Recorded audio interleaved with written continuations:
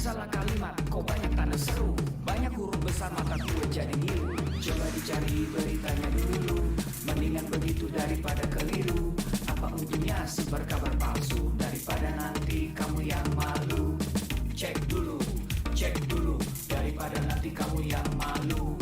Cek dulu, siapa tahu hoax. Yup. Hello,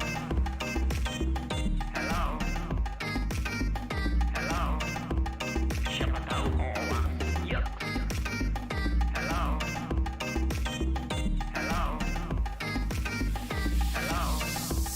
siapa tahu hoax. Hoax itu konten yang negatif, tujuannya itu ya provokatif. Paling cocok buat orang yang sensitif. Kalau ke gue ya gak efektif, tapi semua suka yang positif. Misalnya video yang inspiratif, meme yang lucu, itu juga sip. Positif, kreatif, dan produktif. Coba dicari beritanya dulu, mendingan begitu daripada keliru. Apa untungnya sebar kabar palsu, daripada nanti kamu yang malu. Cek dulu, daripada nanti kamu yang malu. Cek dulu, siapa tahu hoax. Yup. Hello,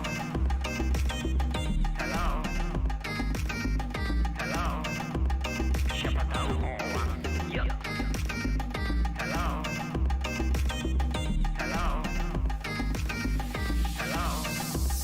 siapa tahu hoax.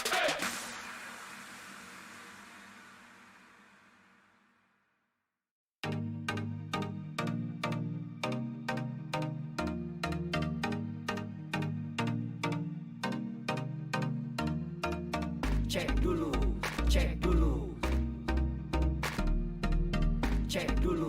cek dulu.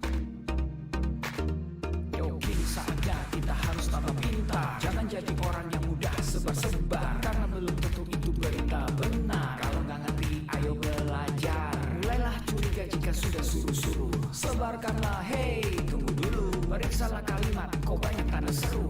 Banyak huruf besar mata gue jadi ngilu. Coba dicari beritanya dulu, mendingan begitu daripada keliru. Apa untungnya sebar kabar palsu, daripada nanti kamu yang malu. Cek dulu, daripada nanti kamu yang malu. Cek dulu, siapa tahu hoax. Yup.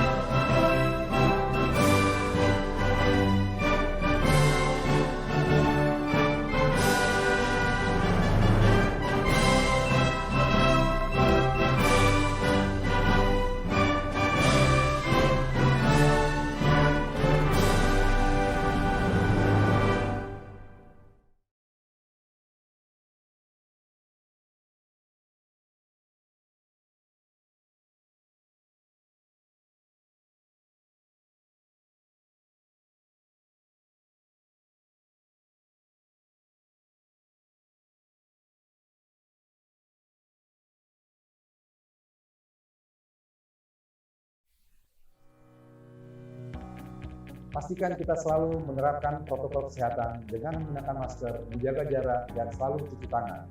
Assalamualaikum warahmatullahi wabarakatuh. Salam sejahtera bagi kita semua. Om Swastiastu, Namo Buddhaya, salam kebajikan.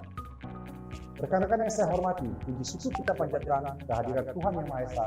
Atas berkat dan rahmat-Nya, kita dapat berkumpul secara virtual dalam keadaan sehat di tengah situasi pandemi COVID-19.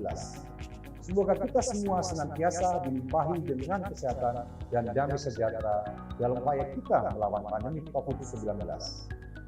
Menjadi kebanggaan tersendiri bagi saya untuk membuka acara ini, di mana acara ini merupakan sebuah kegiatan yang diadakan oleh Kementerian Kominfo bekerja sama dengan Cyber Kreasi di bawah kerangka program literasi digital. Sebagaimana yang telah kita ketahui bersama, kehadiran pandemi dan pesatnya perkembangan teknologi telah mengubah cara kita beraktivitas dan bekerja. Kehadiran teknologi sebagai bagian dari kehidupan masyarakat inilah yang semakin mempertegas bahwa kita sedang menghadapi era disrupsi teknologi. Untuk menghadapi hal tersebut, kita semua harus mempercepat kerjasama kita dalam mewujudkan agenda transformasi digital Indonesia. Rekan sekalian yang berbahagia, salah satu pilar penting dalam mendukung terwujudnya agenda transformasi digital adalah menciptakan masyarakat digital di mana kemampuan literasi digital masyarakat memegang peranan penting di dalamnya. Sebagai tingkat paling dasar, kemampuan literasi digital merupakan kemampuan yang paling krusial dalam menghadapi perkembangan teknologi saat ini untuk mewujudkan masyarakat Indonesia yang tidak hanya mengenal teknologi, namun juga cermat dalam menggunakannya. Pada tahun 2020, Kementerian Kominfo bersama Kata Data melakukan survei status literasi digital nasional, mengacu pada kerangka literasi digital milik UNESCO.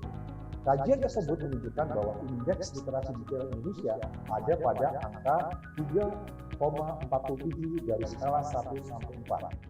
Di mana hal itu menunjukkan bahwa indeks literasi digital kita hanya ada pada sedikit di atas tingkat sedang, namun belum mencapai tingkat baik. Untuk mencapai tingkat literasi yang baik, pemerintah tidak dapat bekerja sendiri. Kementerian Kominfo bersama Cyber Kreasi dan berbagai stakeholder terus berupaya mengadakan berbagai kegiatan untuk meningkatkan kemampuan literasi digital masyarakat Indonesia, dan salah satunya adalah yang sedang rekan-rekan sekalian ikuti sekarang.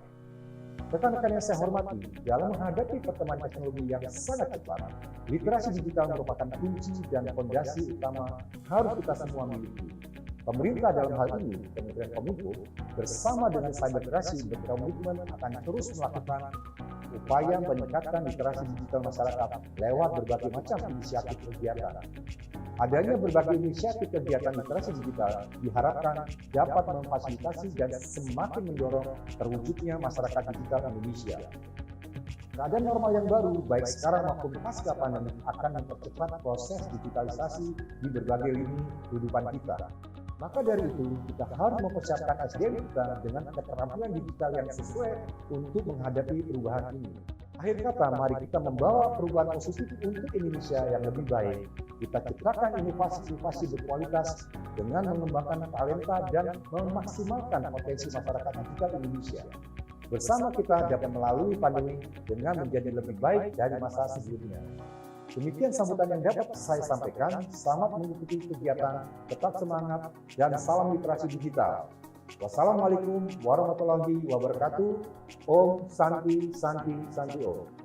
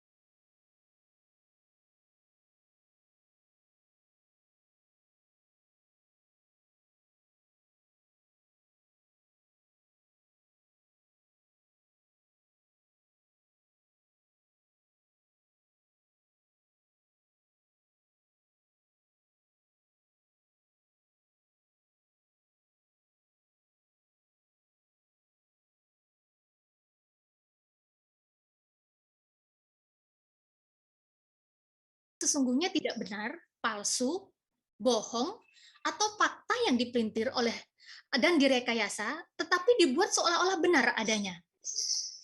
Hoax ini tidak sama dengan rumor, ilmu semu, atau berita palsu, maupun April Mop. Nah, tujuannya sendiri dari berita bohong ini adalah sebagai lelucon, dan ada juga yang serius atau bersifat politis, yang membuat masyarakat merasa tidak aman, tidak nyaman, dan kebingungan, yang akhirnya bisa menjadi pemicu munculnya keributan, keresahan, perselisihan, bahkan ujaran kebencian yang pada akhirnya penyebaran informasi palsu dapat membentuk mental masyarakat ke arah pemahaman hoax ini.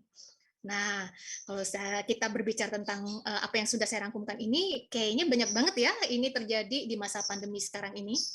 Jadi adanya hoax-hoax yang tentang kesehatan seperti itu ya, hanya mau memunculkan sikap dan tindakan masyarakat. Nah, ini dia.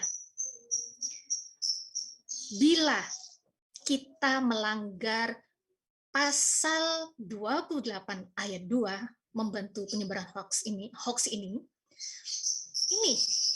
hukuman yang bisa dikenakan pada kita, yaitu hukuman pidana penjara paling lama 6 tahun dan atau denda paling banyak 1 miliar. Wah, gimana? Berat banget ya, 6 tahun itu sama dengan kita menghabiskan masa pendidikan di sekolah dasar. Bisa dibayangin kalau kita kemudian diadukan telah melanggar pasal 28 ayat 1 dan dikenakan ini.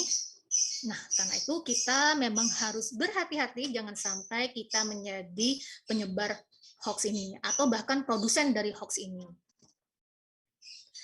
Lalu bagaimana dampak penerapan Undang-Undang ITE terhadap penyebaran berita hoax ini? Nah, ini data yang saya rangkum ya, bahwa ternyata perkembangan pelaporan kasus hoax ini pada 2008 itu ada 60 kasus. 97 kasus pada 2009 dan tahun 2020 itu 197 kasus. Namun sumber lain mengatakan bahwa di tahun 2018, maaf ini tadi 2018 mungkin maksud saya ya, saya salah kurang angka 1 ini, wah ini bahaya ini saya ini. Maaf, saya bukan menyebarkan hoax juga ya, karena salah menuliskan angka di tahun 2008 saya tulis tapi sebenarnya 2018. Saya mohon maaf sekali. Baik, di bawah kita bisa lihat informasinya bahwa di tahun 2018 ada sekitar 2-3 kasus hoax setiap harinya. Ini maksudnya yang beredar di masyarakat ya. Lalu di 2019, kemudian itu adalah tahun politik, tahun pemilu, ternyata ada 1.200 hoax yang beredar di masyarakat kita yang dominasinya adalah isu politik. Dan ini kebetulan kan hari ini juga pemateri kita nanti Bapak Ketua KPU ya, yang ini mungkin juga bisa kita konfirmasi lagi nanti ya tentang kebenaran ini. Dan di tahun 2020, tahun pandemi ini, hoax meningkat menjadi rata-rata 6 hoax setiap harinya. Dan ini didominasi oleh isu-isu kesehatan.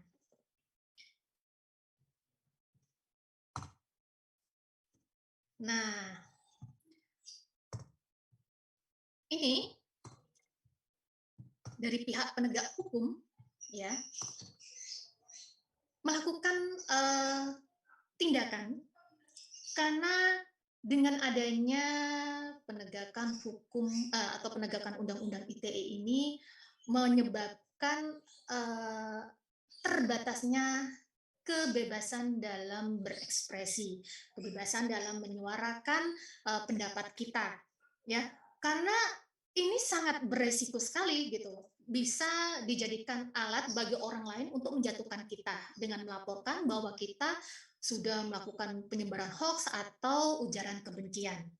Nah, karena itu kemudian pada Jumat 19 Februari 2021, Kapolri Jenderal Polisi Listio Sigit Prabowo mengeluarkan surat edaran Di nomornya udah jelas ya, tentang kesadaran budaya beretika untuk mewujudkan ruang digital Indonesia yang bersih, sehat, dan produktif.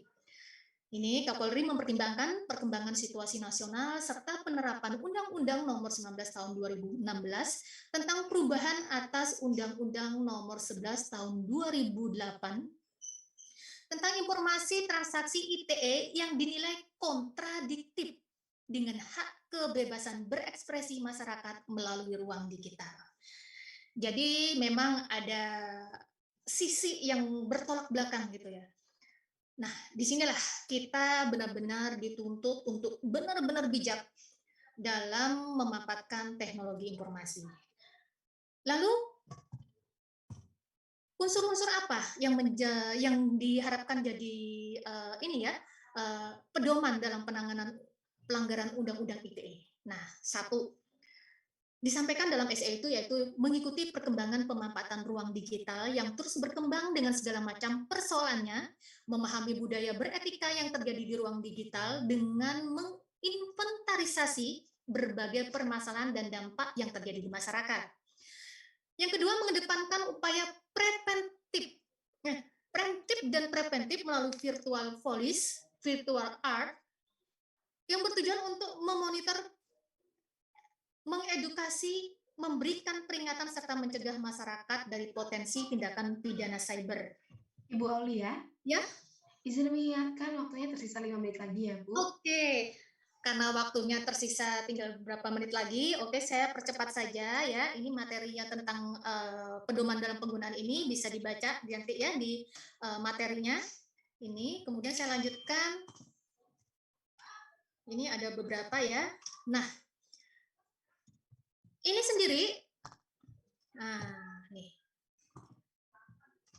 unsur-unsur yang harus terpenuhi bila sebuah hoax itu dianggap melanggar ini. Satu, setiap orang melakukan pemberitaan yang tidak dapat dipertanggungjawabkan secara hukum. Jadi yang masuk itu bisa dipertanggungjawabkan apa enggak? Kalau tidak bisa dipertanggungjawabkan, ya berarti itu bisa dianggap melanggar. Ya. Kemudian dengan sengaja dan tanpa hak terkait unsur ini menyatakan antara lain bahwa perlu dicermati unsur perbuatan dengan sengaja itu apakah memang terkandung niat jahat dalam perbuatan penyebaran hoax itu. Yang ketiga,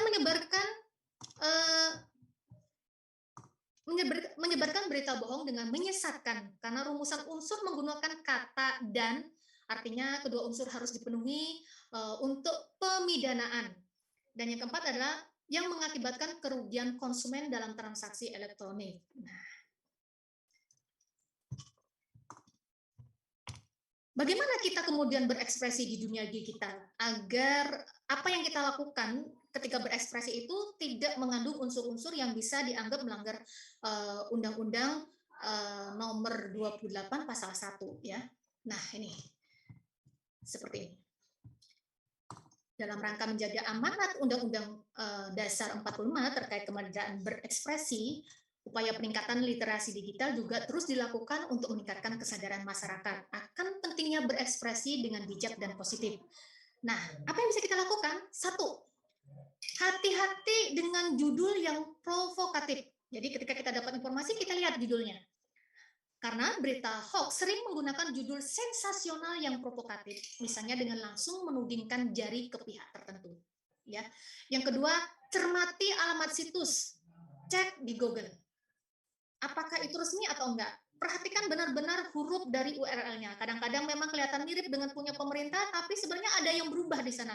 Mungkin hurufnya jadi besar kecil atau menggunakan huruf-huruf atau kode-kode yang mirip dengan huruf yang sebenarnya. Yang kedua, saring sebelum sharing. Jadi kita harus menghormati hak pengguna lain. Perlu memilah dan memilih segala informasi yang diterima dan perlu mencernanya dengan seksama sebelum disebarkan. Ini seperti yang sudah disampaikan tadi oleh pemateri pertama ya. Dan yang ketiga adalah mampu membentengi diri dari berbagai macam provokasi hoax yang dapat menimbulkan dampak negatif. Dengan periksa fakta, lakukan konfirmasi, dan verifikasi data. Nah, di sini bisa kita cek keaslian foto dan video, kemudian perhatikan elemen berita yang kita dapatkan. Yang kelima, menggunakan layanan internet dengan bijak dan sehat dan menggunakan hak kebebasan berekspresi secara bertanggung jawab. Dan yang terakhir adalah kita ikut serta dalam grup diskusi anti hoax dan webinar literasi digital yang diadakan Kominfo seperti saat ini. Nah, dengan begitu kita bisa tahu mana cara menjadi bijak dalam menggunakan teknologi informasi dan bagaimana internet yang sehat, dan tentunya dengan cara seperti ini kita bisa menciptakan kedamaian di lingkungan masyarakat, karena hidup yang damai, hidup yang nyaman tentunya akan membuat kita lebih bahagia, lebih tentram, dan tentunya nanti juga akan lebih produktif serta berprestasi. Baik, itu saja yang bisa saya sampaikan kali ini, dan tadi sudah disampaikan waktunya terbatas. Untuk lebih lanjut nanti kita bisa lanjutkan dalam tanya jawab. Dan saya Aulia Siska, mohon maaf apabila ada kata-kata maupun materi yang saya sampaikan keliru, dan terima kasih. Wassalamualaikum warahmatullahi wabarakatuh. Baik, terima kasih banyak Ibu Aulia Siska atas materi yang telah disampaikan. Tadi saya mencoba mengutip sedikit nih kalimat dari Bu Aulia Siska. Salah satunya adalah dengan menggunakan media sosial ini dengan bijak, tentunya tidak menjadi manfaat bagi kita sendiri saja ya Bu, bisa menginfo. Karena kalau kita bisa menyebarkan informasi yang teruji kebenarannya, yang benar-benar informasi yang bermanfaat, tentunya juga bisa menjadi ladang manfaat juga buat orang lain ya Bu. Iya, benar sekali. Baik, terima kasih banyak Ibu. Kita akan langsung masuk ke narasumber kita yang ketiga. Namun sebelum masuk ke narasumber kita yang ketiga, saya tidak bosan-bosannya juga mengingatkan kepada Bapak, Ibu, dan teman-teman sekalian, silahkan jika ingin bertanya, silahkan menggunakan fitur kolom chat dan sesuaikan format pertanyaan Anda dengan format pertanyaan yang telah diberikan oleh host kami. Selain itu, kami mohon untuk memperhatikan nomor telepon yang Anda masukkan, apakah sudah terintegrasi dengan OVO, GoPay, maupun link aja, sehingga nanti tidak akan ada terjadi kesalahan pada proses pengiriman voucher e-money-nya. Baik, kita akan langsung masuk ke narasumber kita yang ketiga. Narasumber kita yang ketiga akan membawakan materi tentang etika digital yang dibawakan oleh Bapak Tua Panggabean Nasution MA yang merupakan Komisioner KPU Kabupaten Rokan Hilir. Saya akan sapa juga terlebih dahulu. Selamat siang Bapak.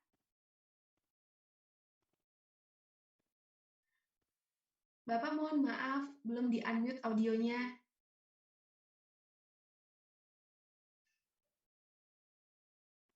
Oke, mohon maaf Bu. Selamat siang Ibu. Apa kabarnya Pak? Alhamdulillah sehat. Sehat dan bahagia Bu ya. Saat ini berada di mana nih Pak posisinya? Ya, saya ketepatan lagi di Bagan Batu nih Bu. Sedang di Bagan Batu berarti ya Pak. Semoga tentunya dalam keadaan sehat dan semangat untuk mengikuti webinar kita pada pagi hari ini. Bapak, kami persilahkan untuk memaparkan materinya dalam waktu 20 menit dan nanti izinkan saya juga untuk mengingatkan Bapak di 5 menit sebelum waktu berakhir ya Pak. Ya. Baik, dipersilahkan Bapak. Baik, terima kasih Bu. Assalamualaikum warahmatullahi wabarakatuh.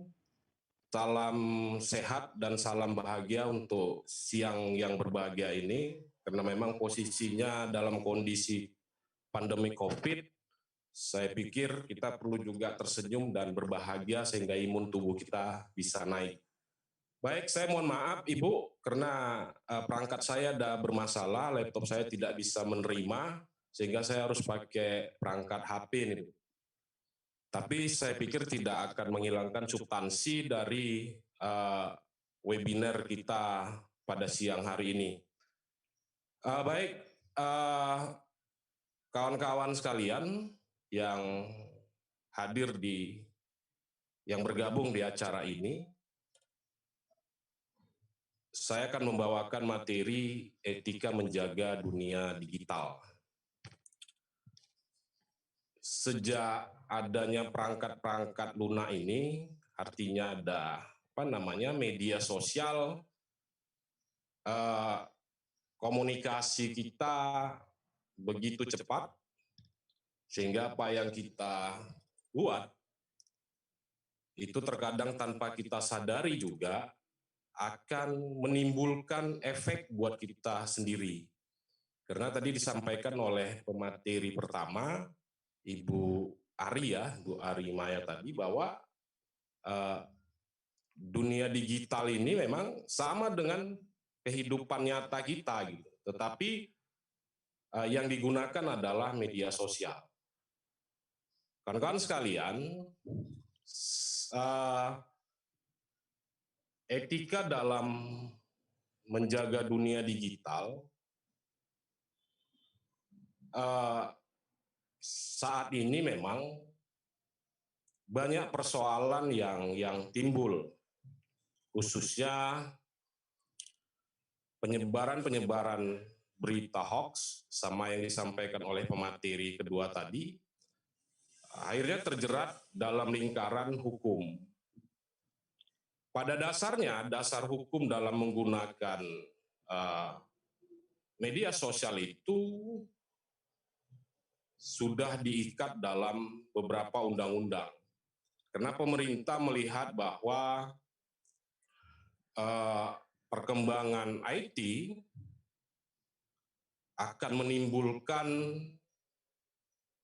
persoalan-persoalan ke depannya, sehingga pemerintah hadir di sana untuk membuat regulasi-regulasinya. Yang pertama adalah Undang-Undang Nomor 11 Tahun 2008 tentang ITE, Undang-Undang Nomor 44 Tahun 2008 tentang pornografi, Undang-Undang Nomor 19 Tahun 2016 tentang ITE, dan Kitab Undang-Undang Hukum Pidana. Kita melihat bahwa penetrasi pengguna internet di Indonesia ini cukup tinggi.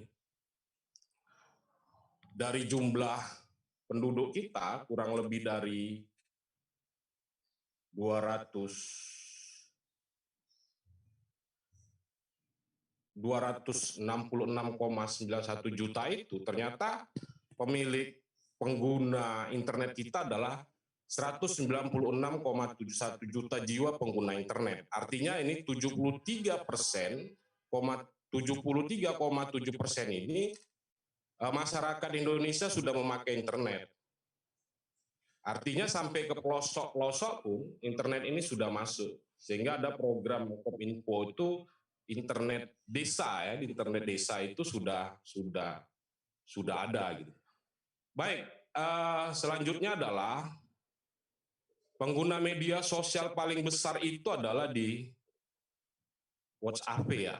WhatsApp di WA ini kurang lebih sekitar 87,7%. Dan paling terendah itu adalah Reddit. Dia hanya pemakai kitanya sekitar 17,1%. Sayang memang slide-nya tidak bisa ditayangkan karena perangkat komputer saya kurang ada bermasalah. Selanjutnya adalah etika bermedia sosial ini juga ada batasan-batasnya. Sehingga kita sendiri dan kaum muda menggunakan internet itu ada filter yang harus dibuat. Tadi sudah disampaikan beberapa tips untuk menggunakan media sosial. Kaum muda sekalian, sebenarnya etika ini bukan hanya di media sosial, tetapi dalam hidup sehari-hari kita, kehidupan nyata ternyata memang ini akan terbawa di dalam dunia media sosial. Maka kebiasaan ini akan memunculkan budaya. Persoalannya adalah kaum muda bisa tidak menyesuaikan diri dan merasionalkan sehingga mempertimbangkan sehingga kita bisa beretika dalam melaksanakan dalam menggunakan media sosial. Penggunaan media sosial di kaum muda ini kan tergantung pada niat dan sikap serta perilaku yang etis demi kebaikan bersama. Kenapa sih harus kita punya kenapa sih kita harus beretika menggunakan media sosial ini? Karena memang untuk menjaga dan membuat kenyamanan dalam berkomunikasi di media sosial. Kita lihat bahwa informasi viral kemarin yang terjadi di salah satu kota di Padang Sidimpuan itu hanya persoalan pacar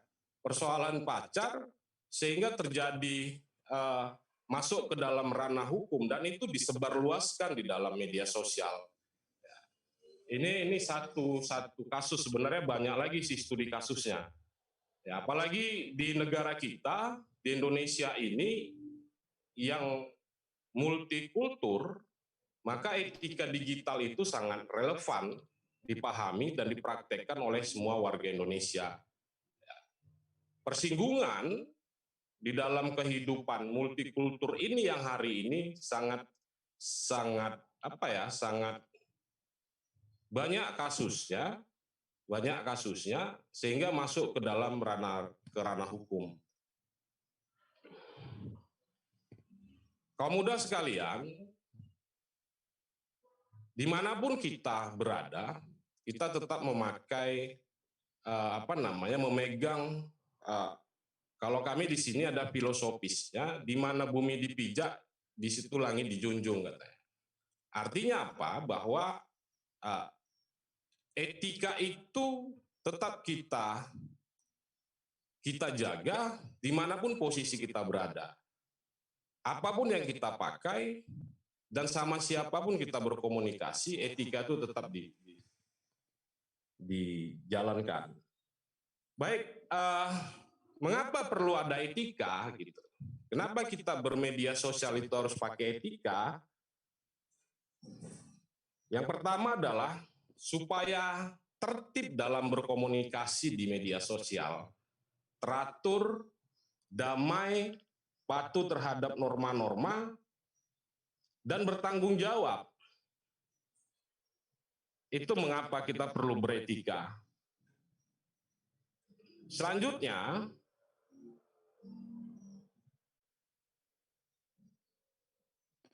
bagaimana metode penggunaan media digital itu? Yang pertama adalah tidak mudah membagikan informasi pribadi.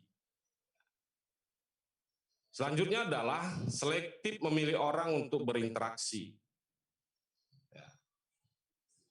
Sampai yang disampaikan oleh pemateri kedua tadi, itu juga tidak sembarang komen dan tidak sembarang ini. Kalau memang tidak bermanfaat bagi kita, tinggalkan aja. Gitu. Selanjutnya adalah hindari akun-akun negatif. Ini banyak akun-akun negatif yang muncul di media-media sosial. Selanjutnya adalah periksa dengan cermat materi yang dibagikan. Ya. Ini banyak materi-materi sehingga terjadi intoleran. Datanya cukup bagus secara ilmiah, tetapi isinya tidak ada gitu loh. Selanjutnya adalah gunakan untuk pengembangan diri. Maka buatlah media digital itu untuk mengembangkan potensi yang ada di dalam diri kita. Ini sekarang orang jual, ini contoh misalnya, orang jual makanan sekarang tidak lagi keliling-keliling, tapi sudah pakai media digital. Ini salah satunya gitu, secara ekonomi. Selanjutnya adalah hindari tentang pemberitaan hoax. Ini tadi udah banyak disampaikan oleh Bu Apa tadi, pemateri kedua. Ya memang berita ini cukup luar biasa, kita anggap benar, ternyata bohong gitu. Ya. Ada pemberitaan pornografi dan ujaran-ujaran kebencian. Tadi agak disinggung sama pemateri kedua bahwa di pemilu 2019 kemarin, kami di Komisi Pemilihan Umum, khususnya di Kabupaten Rokan Hilir ini, cukup banyak sih menerima berita hoax itu. Yang ditujukan kepada lembaga KPU juga cukup luar biasa. Pemberitaan hoax itu. Dan ini tidak bertanggung jawab, sama dengan kasus KPPS yang mati kena racun dan segala macam gitu ya. Nah, ini banyak lagi nih. Ya. Yang sampai sekarang pun masih muncul katanya kotak suara, suara kotak pakai gembok segala macam gitu. Tetapi ini berjalan aja gitu, mengalir gitu. Kita tidak begitu ambil pusing ketika memang bukti-bukti itu ada. Baik, selanjutnya adalah hoax. Nah, ini jangankan kita ya, ketika terjadi pemilu kemarin, ini satu keluarga pun bisa bermusuhan ini kena berita-berita hoax tadi, gitu loh. Anak sama bapak, bapak sama istri, ini pengalaman 2019, gitu. Bahkan tetangga, gitu, karena berita-berita yang luar biasa itu. Baik, ada beberapa ciri-ciri berita hoax. Yang pertama adalah menciptakan kecemasan, kebencian, dan permusuhan. Nah, ini dia. Akhirnya muncul intoleran dan segala macam. Yang dulu kita damai, bertetangga, bermasyarakat, kita punya budaya dan segala macam, akhirnya kena berita-berita hoax ini, ya semuanya jadi pecah. Dan banyak kasus-kasus tentang hoax ini. Ya, pergesekan-pergesekan antar suku, apalagi anak-anak muda, kaum-kaum muda, pelajar, ini luar biasa nih. Yang kedua adalah sumber tidak jelas. Kita sering mengutip ya berita-berita itu, baru kita share, ternyata sumbernya tidak jelas, akhirnya merugikan diri kita sendiri. Selanjutnya adalah pesan sepihak, menyerang dan tidak netral atau berat sebelahan. Ini berita ini biasanya banyak berkaitan dengan politik. Dan sampai sekarang ada mungkin. Masih berjalan terus, sampai berjalan terus. Ya. Karena memang luar biasanya media digital ini, gitu. Yang bermain itu jari kita. Jari kita ini luar biasa. Sekali klik, dia langsung tersebar dan dibaca orang banyak. Selanjutnya adalah memanfaatkan fanatisme atas nama ideologi, agama, suara, dan rakyat. Ya. Kita hidup di Indonesia ini adalah kultural. Ada agama, suku. Dan akhir-akhir ini dengan berita-berita hoax ini yang membuat perpecahan-perpecahan yang terjadi. Selanjutnya adalah menggunakan argumen dan data yang sangat teknis supaya terlihat ilmiah dan dipercaya. Dan terakhir adalah manipulasi foto dan keterangannya. Ini banyak nih. Makanya data-data pribadi kita itu juga harus kita jaga.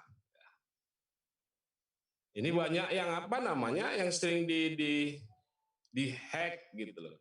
Foto-foto kita tetapi yang menggunakan orang lain. Selanjutnya adalah motivasi pembuatan konten negatif itu, kenapa ya orang begitu semangat membuat konten-konten negatif? Ya ternyata memang konten-konten negatif itu punya penghasilan secara ekonomi. Makanya ada buat konten, kemarin ada juga berita viral buat konten malaikat maut itu ya. Akhirnya merugikan diri sendiri dan meninggal gitu. Dan ngeprank dan banyak lagi lah. Selanjutnya adalah mencari kambing hitam.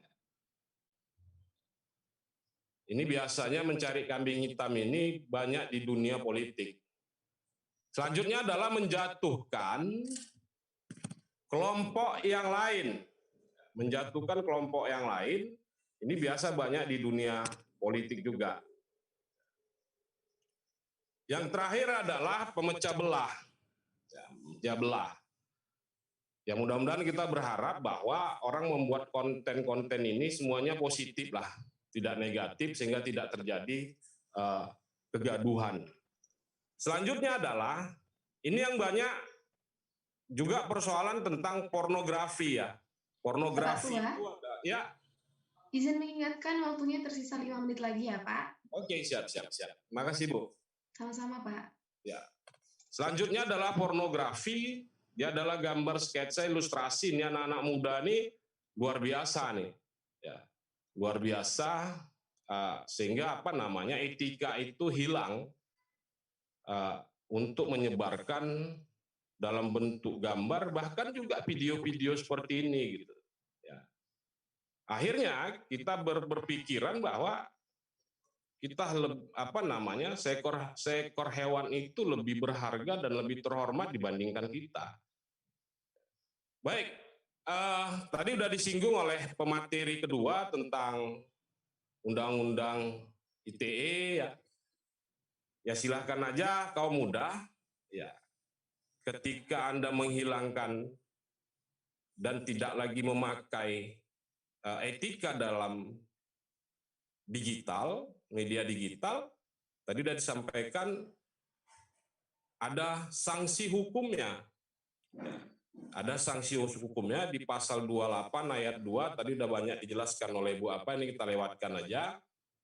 Pelapor Undang-Undang ITE terbanyak adalah, ini dia, 1%, tipologi pelapornya ini adalah orang awam, pengusaha, kalangan profesi, dan pejabat publik yang dirugikan terhadap berita-berita hoax tadi. Selanjutnya adalah, sekian dulu.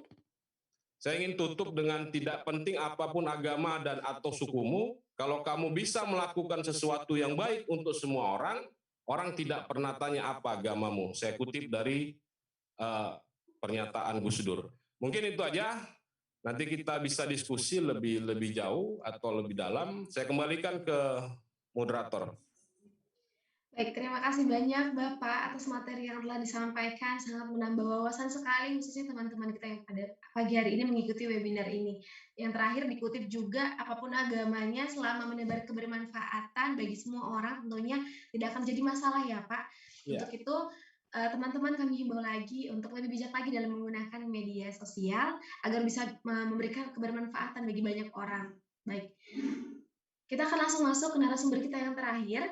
Narasumber kita yang terakhir akan membawakan materi tentang budaya digital yang akan dibawakan oleh Bapak Dr. Gusman Fahrizal MKom yang merupakan Ketua PP Pemuda Muhammadiyah. Saya akan sapa juga. Selamat siang Bapak.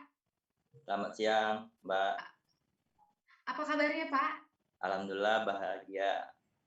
Alhamdulillah. Bapak saat ini posisinya di mana Pak? Kalau boleh tahu? Di rumah. Di rumah. Ya. Baik. Bapak, kami persilahkan untuk memaparkan materinya dalam waktu 20 menit dan nanti izinkan saya juga untuk mengingatkan Bapak di 5 menit sebelum waktu berakhir ya Pak. Oke. Terima kasih Pak. Sama-sama. Sebagai moderator yang memimpin acara hari ini yang luar biasa. Baik, saya mulai. Assalamualaikum warahmatullahi wabarakatuh.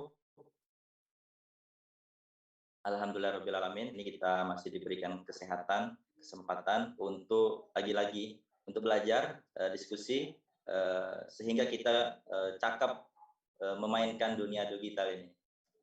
Pertama saya apresiasi setinggi-tingginya buat Kominfo RI yang luar biasa menginisiasi acara ini, sehingga di seluruh Indonesia menggelorakan bagaimana bagaimana menggunakan dunia digital ini. Semua daerah menggelorakan gerakan nasional literasi kita. Yang kedua, saya salam hormat untuk narasumber lainnya yang sudah menyampaikan terlebih dahulu. Selanjutnya saya apresiasi teman-teman sebagai peserta hari ini yang luar biasa. Tentu yang hadir hari ini adalah peserta pilihan dan insya Allah akan menjadi duta literasi digital Kominfo yang akan menebar kebaikan ke lingkungannya masing-masing. Baik, langsung saja saya izin share screen saya.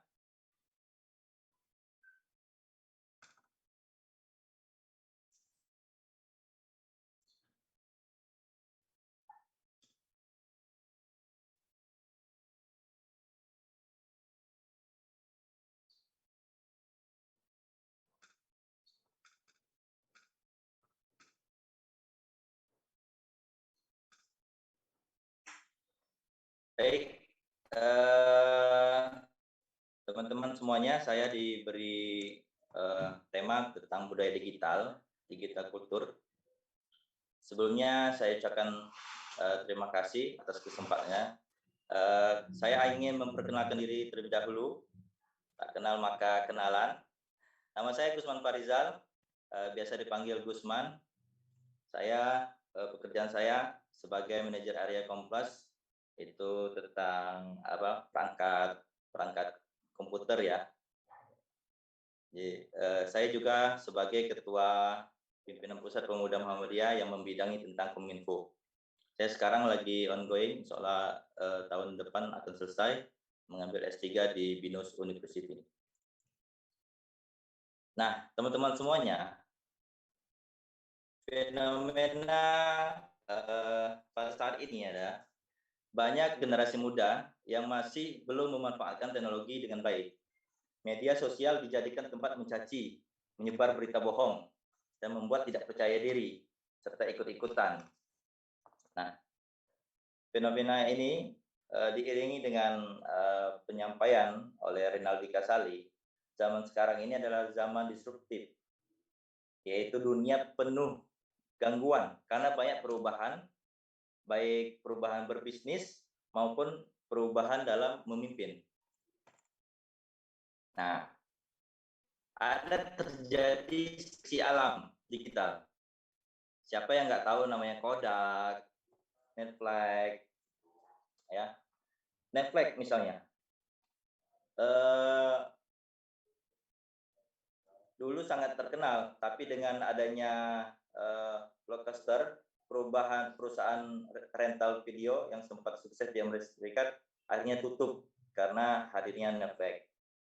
Jadi revolusi industri begitulah para pakar menyampaikan, yaitu menjuluki tentang fenomena transformasi digital. Begitu juga Kodak, dulu cukup terkenal, tapi sekarang dengan kecanggihan-kecanggihan alat handphone, foto-foto yang baik, akhirnya Kodak tenggelam. Nah, juga yang terakhir itu ojek misalnya. Dulu ojek pangkalan, sekarang ojek pangkalan ini dia sendiri-sendiri. Nah, sekarang berubah menjadi ojek online. Dia tipenya adalah sharing atau kolaborasi. Nah, ini penting nih. Kata kuncinya adalah sekarang itu dulu dari sendiri-sendiri, sekarang menjadi kolaborasi. Teman-teman semuanya, kemajuan teknologi, khususnya teknologi informasi saat ini, melahirkan apa yang disebut dengan revolusi industri keempat dan era ekonomi baru, ekonomi digital. TIK juga memiliki dampak besar pada demokrasi parlementer. Dengan munculnya internet, TIK telah menjadi lebih dari sekedar alat yang memungkinkan operasional internal parlemen yang lebih efisien lagi dan rasional. Mereka sekarang memiliki kekuatan untuk mengubah hubungan antara parlemen dan warga negara. Sobaci 2010. Selanjutnya, ditambah dengan pandemi COVID-19 ini, membuat revolusi industri jilid keempat era digital ini tidak bisa dihindari lagi. Semakin mempercepat dan memaksa penggunaan digital dalam setiap aspek kehidupan masyarakat. Nah, sekarang pengguna internet di Indonesia itu mencapai 73% atau 144 juta orang menurut penelitian dari ABGI 2020. Nah, di sini mari kita menggelorakan literasi pencerahan sebagai pengamalan ayat pertama yang diturunkan Allah Subhanahu wa taala, yaitu Iqra. Teman-teman semuanya, tentu hari ini kita semua mempunyai tujuan. Mengapa sih kita mengikuti literasi digital ini? Kita harus sepakati dulu nih. Kita memiliki tujuan sehingga kita selesai dari sini kita memiliki nilai, ya. Nah, tujuan daripada kita pada hari ini menurut saya yaitu meningkatkan pengetahuan, pemahaman, kesadaran, kreativitas, kecakapan teknologi digital, dan mengembangkan kapasitas budaya penggunaan teknologi digital yang aman. Lagi-lagi aman. Nah, kita mesti juga mengetahui makna literasi digital supaya lebih familiar di kita, sehingga kalau keluar dari acara webinar ini kita sudah terngiang-ngiang apa sih makna literasi digital. Literasi digital adalah pengetahuan dan kecakapan untuk menggunakan media digital, alat-alat komunikasi, atau jaringan dalam menemukan, mengevaluasi, menggunakan, membuat informasi, dan memanfaatkannya secara sehat, bijak, cerdas, cermat, tepat, dan patuh hukum dalam rangka membina komunikasi dan interaksi dalam kehidupan sehari-hari. Nah, dalam kesempatan ini saya diberikan kesempatan untuk menyampaikan tentang budaya digital. Apa sih digital kultur atau budaya digital? Menurut Martinez Caro 2020,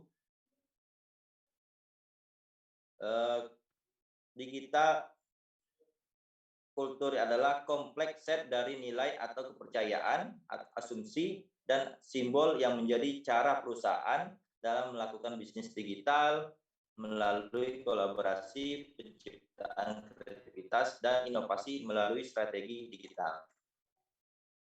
Nah, tantangan terbesar sekarang ini khususnya milenial, yaitu tantangan terbesarnya yang dihadapi adalah bagaimana mereka bersikap terhadap unlimited informasi yang membanjiri kehidupan teman-teman milenial. Nah, sekarang internet telah diakses secara masif oleh generasi muda, terlebih dengan pemanfaatan smartphone.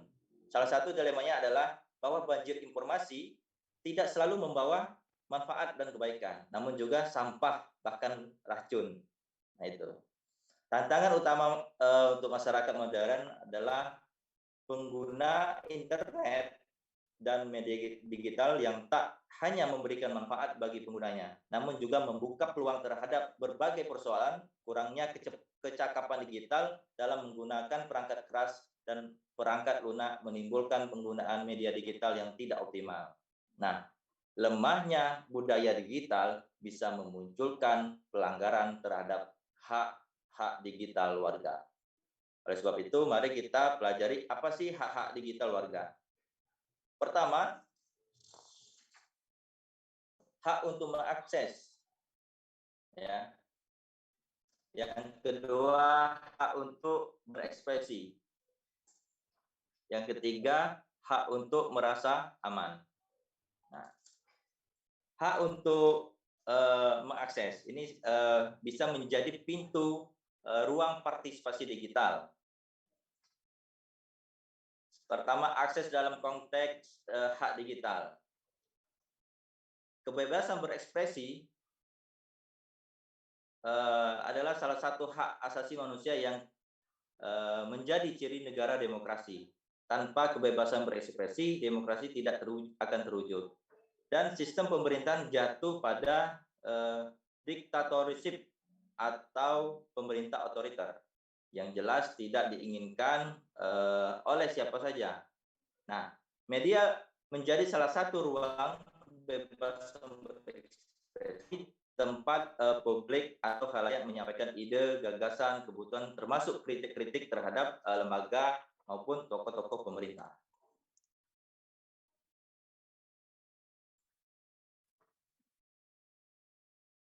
Nah, akses keterampilan teknis dan kewarganegaraan digital.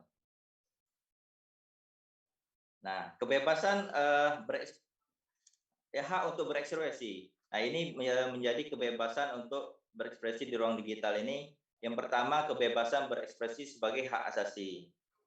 Nah, yang kedua,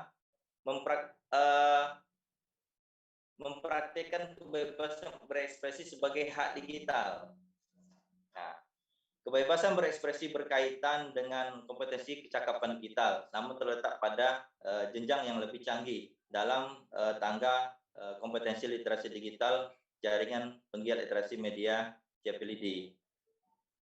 Nah, memproduksi konten untuk ruang digital mencakup duplikasi baik sebagian atau seluruhnya, atau mengembangkan konten yang orisinal. Nah, teman-teman semuanya yang suka bernyanyi ataupun yang suka ngeband tidak harus ke Jakarta untuk terkenal. Cukup dari daerah membuat konten, rekaman video, kita sebar ke dunia sosmed, akan bisa menjadi terkenal.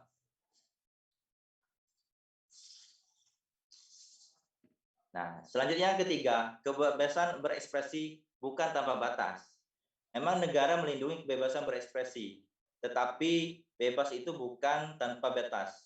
Kebebasan berekspresi di ruang digital memiliki batas-batas yang sama dengan hak-hak digital, yaitu tidak boleh melanggar hak dan melukai orang lain. Juga tak boleh membahayakan kepentingan publik, negara, dan masyarakat. Nah, dalam penyampaian aspirasi ataupun ekspresi, saya menemukan model partisipasi yang dibuat oleh Porwal 2017. Sekarang modelnya ada platform yang disediakan oleh pemerintah ataupun DPR, itu namanya top down dari pemerintah ke masyarakat atau citizen. Nah, sekarang dalam jurnal Porwal 2017 menyarankan untuk ada namanya button up dari citizen ke pemerintah ataupun ke legislatif menggunakan sosial media. Oleh sebab itu, kesempatan literasi digital ini dan kecanggihan dunia digital ini juga membuka peluang kita untuk menyampaikan ekspresi, menyampaikan suara secara baik kepada pemerintah, tidak menyalahi aturan dengan cara menyampaikan lewat sosial media juga. Nah, hak untuk berekspresi yaitu ya kebebasan berekspresi di ruang digital.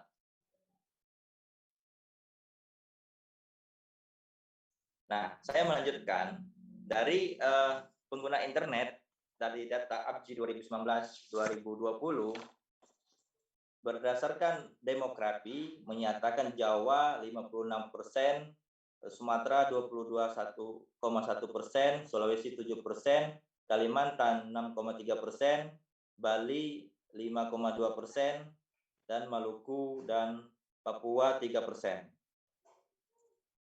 Melihat data-data di atas ini, maka semakin jelas pertemuan-pertemuan geografis dan budaya yang berpotensi menjadi persoalan etika. Beberapa pakar yang telah mengkaji persoalan ini, misalnya S 2014, yang mengeksplorasi etika tradisional dan potensi standar baru dalam dilema etis kontemporer. Nah, begitu juga dengan Patrick 2013 yang merekomendasikan etika tentang kebajikan dalam berkomunikasi, berinteraksi di media digital. Bapak Gusman? Siap. Pak, izin mengingatkan waktunya tersisa 5 menit lagi ya, Pak. Oke. Nah, saya ingin terakhir, dalam kolaborasi membuat konten positif dapat menjadi sistem pendukung bagi kita dalam menghadapi berbagai serangan informasi di dunia internet. Sebaliknya, kolaborasi negatif dapat menjebloskan kita pada pusaran perspektif yang salah bahkan ranah hukum. Nah, ini ada beberapa aturan hukum terhadap tertuang di dalam Undang-Undang ITE. Banyak kasus yang terjadi di Indonesia terjerat oleh Undang-Undang ITE. Yang pertama yaitu pasal 1, yaitu memuat konten melanggar kesusilaan, misalnya pornografi. Yang kedua, pasal 27 ayat 3 terkait pencemaran nama baik. Yang ketiga, pasal 28 ayat 2 tentang menyiarkan kebencian, dan pasal 29 tentang ancaman kekerasan. Nah, terakhir saya ingin mengajak, ayo kita sebagai pengguna internet, kita diharapkan memahami aturan hukum yang mengatur gerak-gerik kita di dunia digital sehingga mewujudkan Indonesia yang aman, damai, dan tentram. Sebagai penutup, orang yang dapat bertahan bukan yang paling kuat ataupun pintar, tetapi yang bisa beradaptasi dengan dunia digital. Terima kasih. Assalamualaikum warahmatullahi wabarakatuh.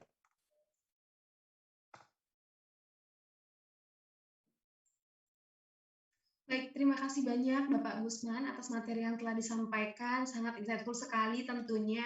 Di akhir juga Bapak Gusman telah memberikan informasi kepada kita bahwa orang-orang yang sukses adalah orang-orang yang mampu beradaptasi. Untuk itu, kami juga mengingatkan kepada teman-teman sekalian yang mengikuti webinar pada pagi hari ininya, supaya bisa lebih beradaptasi lagi nih, khususnya dalam menggunakan media sosial di tengah pandemi ini.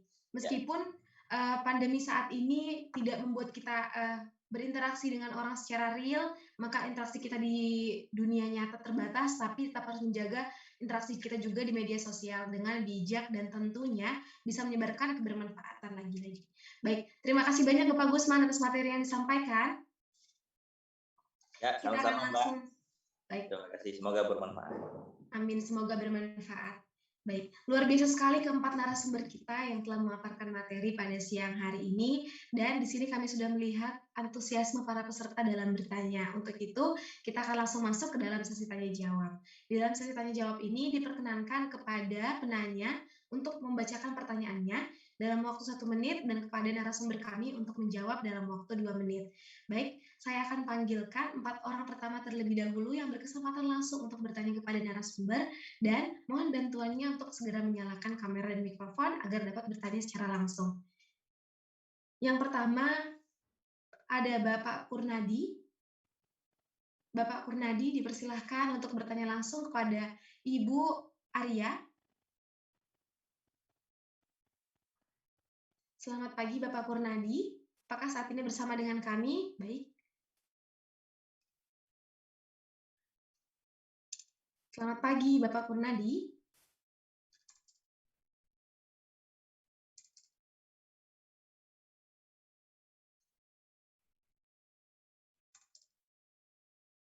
Bapak Kurnadi, selamat pagi. Mohon maaf, suaranya masih belum terdengar, Pak. Selamat pagi. Bapak Kurnadi dipersilahkan untuk dapat bertanya langsung kepada narasumber kita.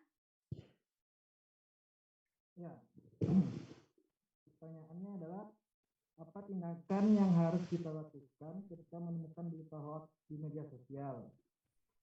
Terus bagaimana mengedukasi masyarakat yang sudah terlanjur percaya dengan berita hoax yang beredar di media sosial sekarang? Dan kenapa konten hoax, sara, dan sejenisnya lebih mudah viral di masa sekarang ini? Terima kasih banyak Bapak Kurnadi atas pertanyaannya. Dipersilahkan kepada Ibu Ari untuk menjawab dalam waktu 2 menit ya, Bu. Baik, Bapak Kurnadi, terima kasih atas pertanyaannya. Salam kenal. Jadi pertanyaannya bagaimana cara kita menyikapi berita hoax ya, dan gimana cara kita mengedukasi masyarakat mengenai hoax ini. Benar ya Bapak? Iya. Oke, baik, saya jawab. Kita dulu sebenarnya diri kita dulu yang tahu ciri-ciri hoax gimana, yang kita tahu bedanya, terus yang asal share gitu kan. Jadi setelah kita tahu, baru kita kasih tahu orang-orang yang terdekat kita gitu. Jadi jangan asal share berita hoax. Kalau kita mau kendalikan seluruhnya, semuanya kita nggak bisa kendalikan. Tetapi yang bisa kita kendalikan itu diri kita sendiri, bagaimana kita mengetahui informasi-informasi hoax dan tidak mempercayai dan tidak juga menyebarkannya. Begitu Pak Kurniadi, apakah bisa menjawab? Baik, terima kasih banyak Ibu Ari yang telah menanggapi pertanyaan dari Bapak Kurnadi. Kami ingatkan juga kepada Bapak Kurnadi untuk memastikan nomor telepon yang dimasukkan sudah terintegrasi dengan e-money yang kami sebutkan ya Pak. Selanjutnya kita akan langsung masuk ke penanya kedua kita. Penanya kedua kita dipersilahkan kepada Bapak Rabi. Bapak Rabi, persilahkan langsung untuk dapat bertanya kepada Ibu Aulia. Selamat siang. Selamat siang, Mbak.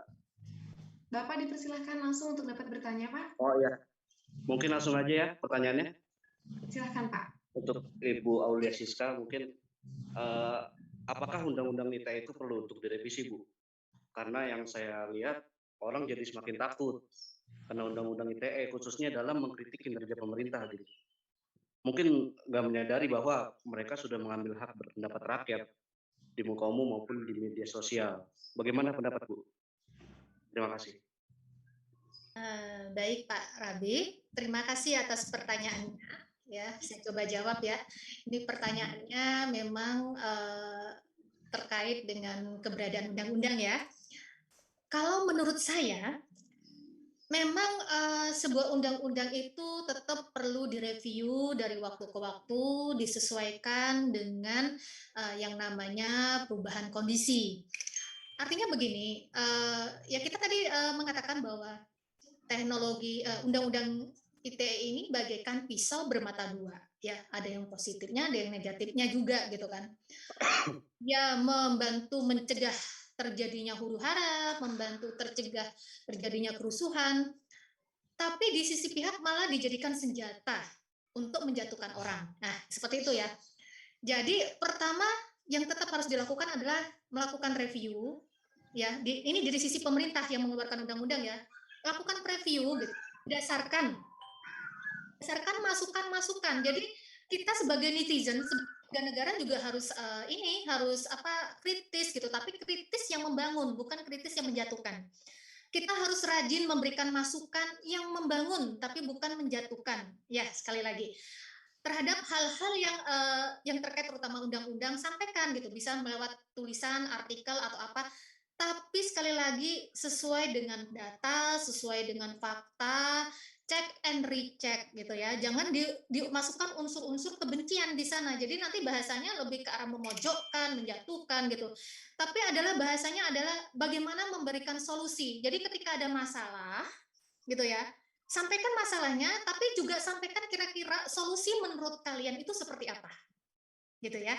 Nah, jadi sekali lagi, pertama adalah kita netizen yang harus aktif, ya, memberikan masukan, membangun. Yang kedua juga pemerintah harus selalu melakukan review, disesuaikan dengan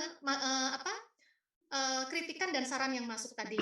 Tapi juga pemerintah punya hak untuk menerima ataupun menolak dari masukan-masukan tersebut, gitu ya. Yang ketiga adalah di sini yang terkait masalah yang berkaitan dengan undang-undang di sini juga harus benar-benar bisa menjalankan gitu. Jadi artinya jangan sampai yang dipermainkan juga gitu. Seperti itu menurut saya. Bagaimana, bisa diterima? Baik Ibu, terima kasih atas jawaban. Sama-sama. Baik, terima kasih banyak Ibu Alia yang sudah menanggapi pertanyaan dari Bapak Rabi. Kami ingatkan juga kepada Bapak Rabi untuk memastikan nomor telepon sudah terintegrasi dengan e-wallet yang kami sebutkan. Selanjutnya kita akan masuk ke penanya ketiga kita. Penanya ketiga kita dipersilahkan kepada Bapak Fajri. Kepada Bapak Fajri, dipersilahkan langsung untuk bertanya kepada Bapak Tua Panggabean.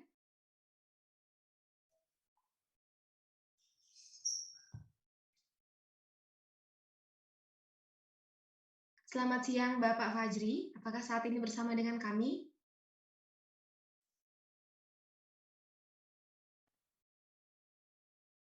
Selamat siang Bapak Fajri.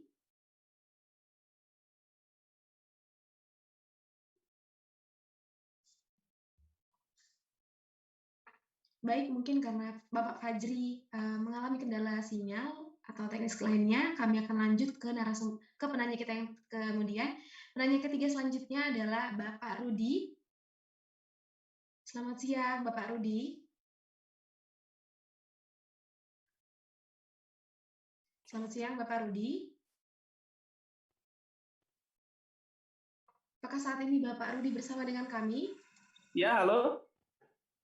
Baik, Bapak dipersilahkan untuk dapat bertanya langsung pada narasumber kita. Ya, sebelumnya selamat pagi. Izin bertanya kepada narasumber ketiga. Selamat pagi, Pak. Izin bertanya, Pak.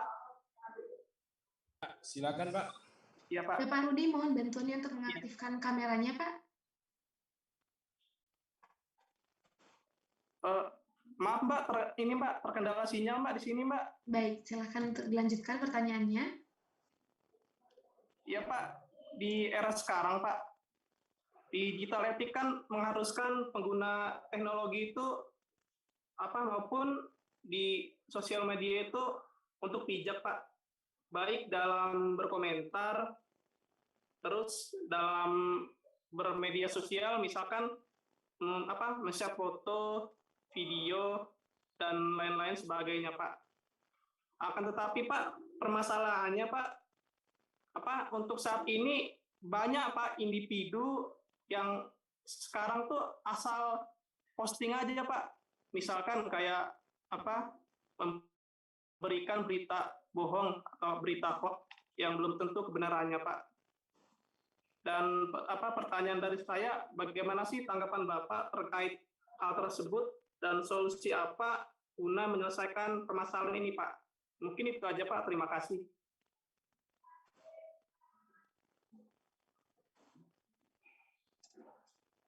Bapak, silakan untuk dijawab.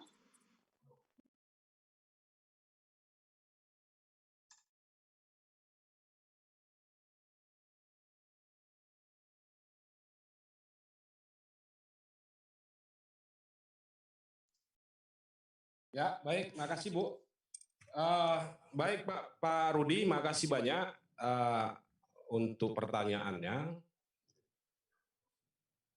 Pada dasarnya memang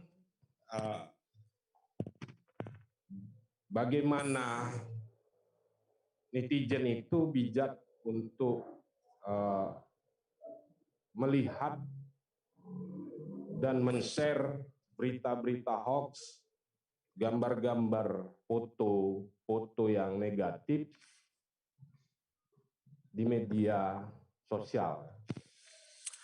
Tadi saya sudah sampaikan bahwa ada beberapa ciri-ciri berita hoax itu, ada kurang lebih 6 yang saya sampaikan tadi dalam materi saya. Ini tinggal melihat apakah foto berita itu sesuai tidak. Setelah kita analisa, ini bisa nggak kita share ulang gitu. Tetapi kalau ketika ini kita anggap sumbernya tidak jelas dan beritanya menciptakan kecemasan dan kebencian serta permusuhan, atau memang beritanya menyerang orang, atau tidak netral, berat sebelah gitu kan, dan memanipulasi foto-foto orang, akhirnya kita juga yang akan kena imbas dari men-share hal-hal yang hoax. Ya.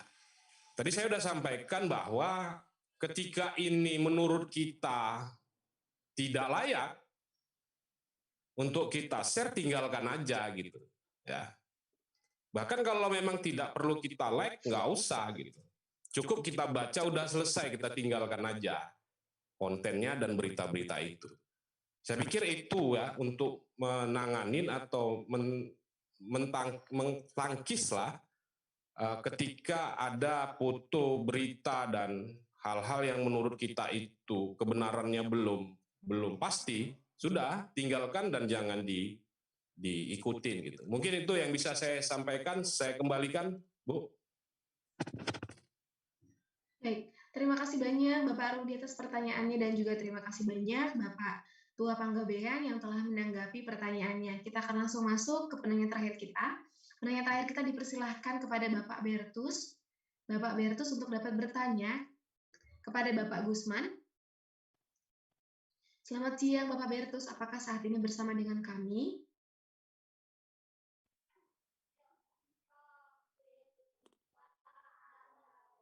Iya, selamat siang. Baik, Bapak dipersilahkan untuk dapat bertanya langsung kepada narasumber kita. Iya, terima kasih atas waktunya. Saya akan bertanya kepada Bapak Usman. Pertanyaannya, bagaimana caranya mengantisipasi hoaks yang beredar di grup keluarga, Pak? Baik, Bapak Gusman dipersilahkan untuk Halo, Pak. dijawab pertanyaannya. Baik, terima kasih. Ini kayaknya jadi bukan masalah Mas sendiri, ini masalah saya juga.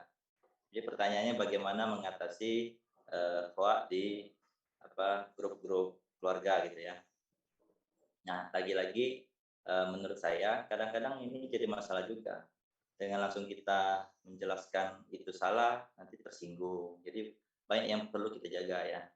Jadi yang pertama yang harus kita lakukan yaitu mencarikan sumber pembanding.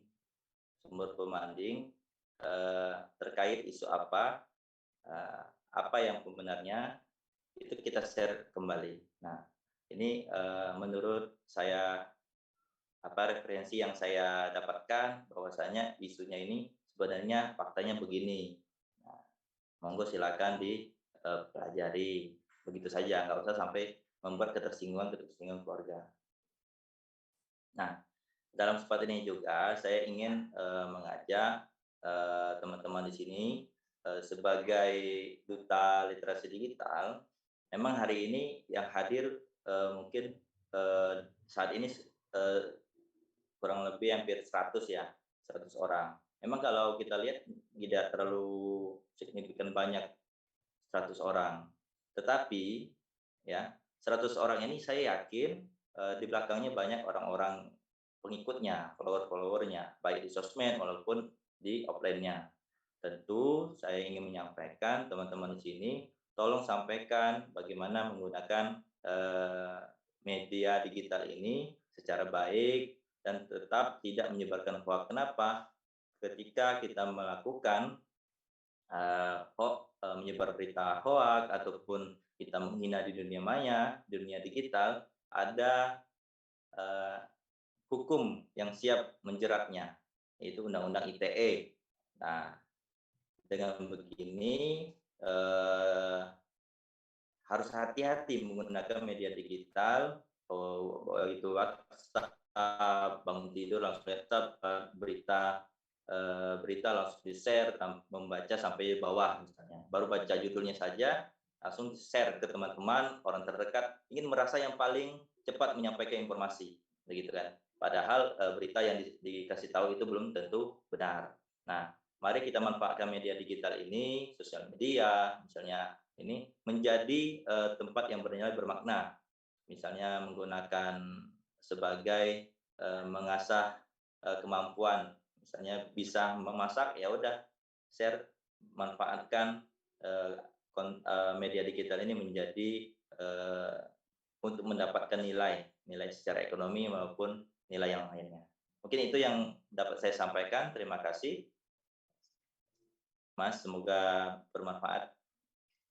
Baik, terima kasih banyak Bapak Gusman yang telah menanggapi pertanyaan dari Bapak Bertus. Semoga pertanyaan juga telah terjawab dan tentunya bisa diaplikasikan dalam kehidupan sehari-hari. Selanjutnya, kami ucapkan terima kasih banyak kepada 4 narasumber yang telah menanggapi pertanyaan dengan sangat baik, dan juga kami ucapkan terima kasih banyak kepada peserta yang telah dengan antusias bertanya dan memberikan pertanyaan-pertanyaan terbaiknya untuk kita diskusikan bersama. Selanjutnya kita akan langsung masuk ke sesi KOL kita, karena kita sudah melewati sesi pemaparan materi, sesi tanya jawab. Kita akan kembali menyapa KOL kita pada pagi hari ini, yaitu Kak Erisa Fadila. Selamat siang Kak Erisa. Ya, selamat siang kembali Mbak Edwina.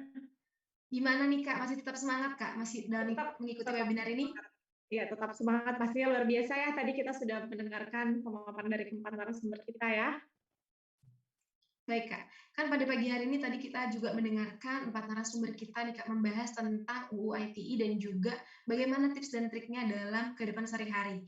Menurut Kak Erisa sendiri nih Kak, tanggapannya sendiri bagaimana Kak? Ya, tadi kita sudah kupas tuntas ya secara lebih mendalam sekali dengan keempat narasumber kita, bahwa banyak sekali hal yang bisa kita garis bawahi gitu. Kalau misalnya dari aku pribadi gitu ya, selaku content creator atau memang orang yang aktif juga gitu di sosial media gitu, bagaimana tips and triknya gitu kita untuk bijak bermedia sosial. Yang pertama itu memang hadirnya dari kesadaran diri kita ya, kesadaran bahwa saat ini memang informasi terbuka secara luas, di mana kita bisa kita bilang bahwa media sosial ini hanya alat gitu kan, hanya alat ya, yang kita adalah punya kuasanya gitu, kita yang memiliki kuasa untuk alat ini. Jadi kesadaran itu penting nomor 1 gitu. Kira-kira kita perlu paham, perlu bijak apa tujuan kita bermain media sosial ini gitu. Apakah hanya untuk mencari kesenangan aja gitu ya, apa hanya untuk scrolling aja, berkomentar aja gitu, atau memang kita ingin memiliki peran yang lebih untuk membagikan segala sesuatu gitu. Tipsnya adalah kita identifikasi lebih lanjut gitu, kira-kira tadi apa tujuan kita, terus di mana kita akan bergerak lebih dalam gitu. Dan memang penting sekali memilah dan memilih konten-konten yang akan kita konsumsi gitu. Kira-kira konten apa yang akan kita bagikan juga kepada publik gitu, itu juga perlu kita pilah dan pilih gitu. Jadi poin utamanya sebenarnya dari kesadaran gitu ya, didorong dan disupport oleh poin-poin lainnya pastinya yang tadi sudah banyak sekali dibahas. Baik Kak Erisa, ini aku belum bertanya aja nih bagaimana tips dan triknya. Kak Erisa sudah menjelaskan secara langsung juga nih. Sudah bahkan menurut saya Kak Ena sudah memberikan kesimpulan dari 4 narasumber kita pada pagi hari ini, luar biasa sekali. Nah Kak, sebagai mungkin tadi kan narasumber yang terakhir bilang orang yang sukses adalah orang yang mampu beradaptasi tentunya. Menurut Kak Ena sendiri nih Kak, bagaimana cara kita sendiri nih Kak, cara kita teman-teman kita sekalian yang ada di webinar pada pagi hari ini untuk bisa beradaptasi menggunakan media digital tanpa mengganggu privacy juga melanggar UU ITE Kak? Ya, betul sekali. Setuju juga ya dengan tadi dari narasumber kita bahwa memang saat ini kita harus beradaptasi gitu.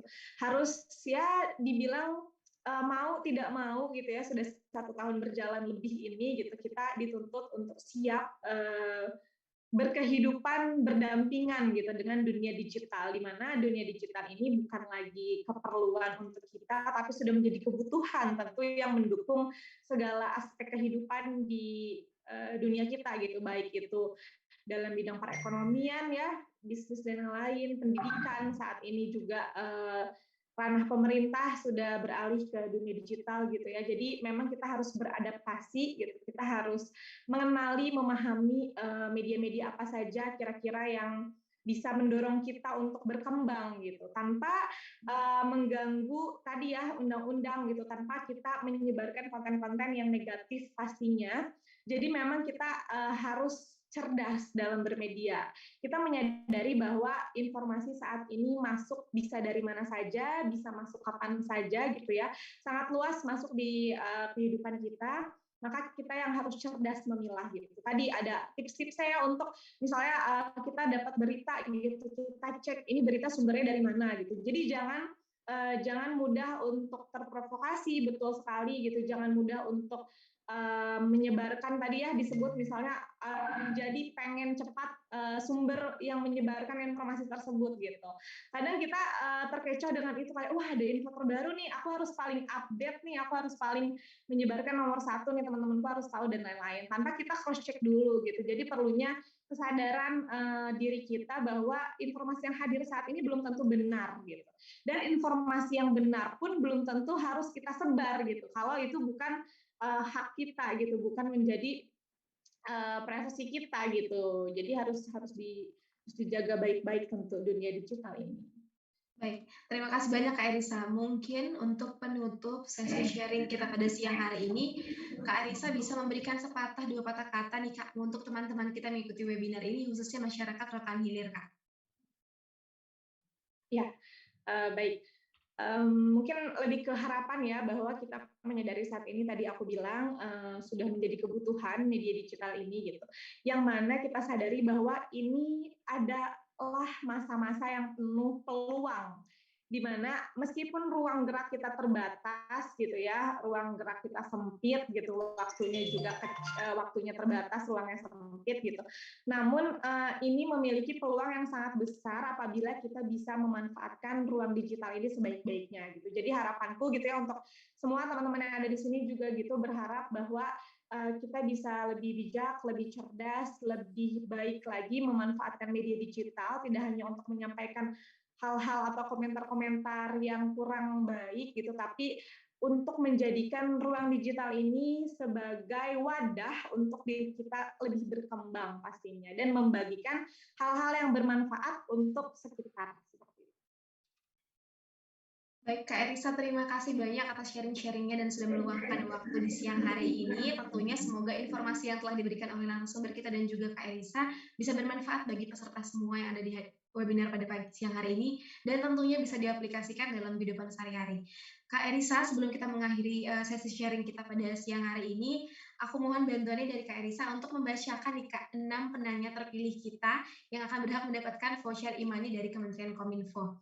Dan kami himbau juga kepada teman-teman nantinya yang kami sebutkan namanya untuk bisa mengaktifkan kamera agar kita bisa berfoto bersama dan memastikan kembali nomor telepon yang Anda masukkan sudah terintegrasi dengan e-money, OVO, GoPay maupun link aja.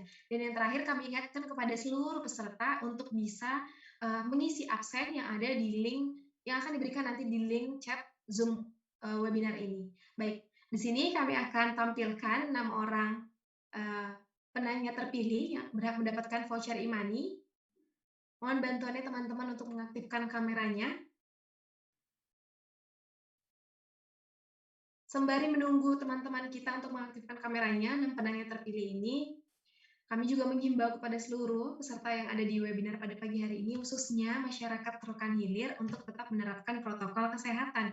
Dan tentunya tadi materi-materi yang telah disampaikan oleh narasumber kita semoga bisa diaplikasikan dalam kehidupan sehari-hari. Khususnya kita nih sebagai orang yang sudah melek digital melalui webinar ini, harapannya tadi jika punya case yang sama dengan Mas Rudi tadi ya, kalau tidak salah, bisa nih khususnya mengatasi informasi-informasi hoax yang beredar di WA group. Teman-teman bisa nih memberikan apa yang sudah kita pelajari untuk di-sharingkan kembali ke keluarga seperti itu. Jadi informasinya tentu lebih bermanfaat dan juga bisa lebih kena ke semua orang-orang terdekat kita, teman-teman, keluarga, orang-orang di sekitar lingkungan kita, sehingga semuanya bisa jadi melek literasi digital.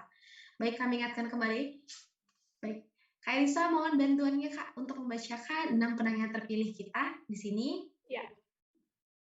Ini baik. Oke, baik. Selamat kepada 6 penanya terbaik kita ya pada kesempatan webinar pagi hari ini. Selamat kepada yang pertama Dewa ya. Benar nggak Mbak? Ya, Mas Benar. Dewa. Kemudian selamat kepada Anggo. Di sini agak blur sih ya. Oh iya, tidak apa-apa Kak. Benar ya, Anggo ya, Mas Anggo. Benar. Baik, kemudian selamat juga kepada Mbak Kaila. Selamat kepada Mbak Lores ya. Kemudian yang ke bawahnya kepotong, Mbak Edwina bisa dibantu? Baik, yang terakhir ada Ibu Lila Amanda. Mohon Ya. bantuannya Bapak Ibu sekalian untuk bisa mengaktifkan kameranya agar kita bisa berfoto bersama tentunya. Ibu Lila Amanda, apakah saat ini bersama dengan kami? Mohon bantuannya, Bu.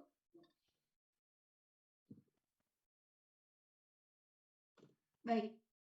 Di sini saya akan hitung mundur untuk kita bisa berfoto bersama. Mohon bantuan teman-teman untuk memberikan senyuman terbaiknya. Saya hitung mundur, 3, 2, 1. Sekali lagi, 3, 2, 1. Baik, terima kasih banyak kami ucapkan kepada 6 penanya terpilih. Tentunya semoga voucher e-money ini yang diberikan oleh Kementerian Kominfo ini dapat bermanfaat dan memberikan banyak informasi juga tentunya kepada teman-teman semua yang ada di webinar siang hari ini. Terima kasih banyak juga kami ucapkan kepada Kak Elisa Fadila yang sudah meluangkan waktunya dan sudah membantu sesi pengumuman penanya terpilih ini. Semoga juga selalu dalam keadaan sehat dan senantiasa semangat. Terima kasih kembali Pak Edwina. Sehat selalu. Sama-sama Kak. Tidak terasa kita sudah berbincang-bincang cukup lama dan karena keterbatasan waktu kita sudah berada di akhir sesi pada webinar siang hari ini. Dan kami ucapkan terima kasih banyak kepada 4 narasumber kami, Bapak Tua Panggabean, Ibu Ari, Ibu Aulia, dan juga Bapak Gusman, serta KOL kita dan seluruh teman-teman yang sudah mengakhiri webinar, seluruh teman-teman yang sudah menghadiri webinar ini dari pagi sampai siang hari ini. Kami ucapkan terima kasih dan tentunya semoga webinar ini membawa manfaat pada teman-teman semua. Dan kami tidak bosan-bosannya juga mengingatkan kepada seluruh teman-teman untuk tetap menerapkan protokol kesehatan, di mana kita sama-sama tahu bahwa angka kasus kejadian COVID setiap harinya meningkat dan butuh kontribusi dari masyarakat untuk memutus rantai penularan COVID ini dengan mematuhi protokol kesehatan. Serta pada webinar pada pagi hari ini, 4 narasumber sudah memberikan informasi yang sangat banyak tentunya mengenai UU ITE ini. Untuk itu teman-teman kami mohon untuk materi yang telah disampaikan bisa diaplikasikan, khususnya tentang penyebaran hoax nih. Masih banyak mungkin teman-teman yang menjadi orang yang menyebarkan bahkan menerima informasi hoaxnya. Untuk itu lebih bijak lagi dalam memilih-milih informasi mana yang perlu kita sharing. Dan tentunya hendaklah informasi-informasi yang kita sharing itu adalah informasi yang penting juga. Baik. Sekian sesi webinar pada pagi hari ini. Kami ucapkan terima kasih dan juga mohon maaf apabila selama sesi webinar berlangsung ada perkataan, perbuatan maupun kendala teknis yang terjadi. Mohon kurang dan lebihnya untuk dimaafkan. Tetap menerapkan protokol kesehatan dan tentunya bijak dalam literasi digital. Saya Edwina pamit undur diri. Wassalamualaikum warahmatullahi wabarakatuh. Salam literasi Indonesia makin cakap digital.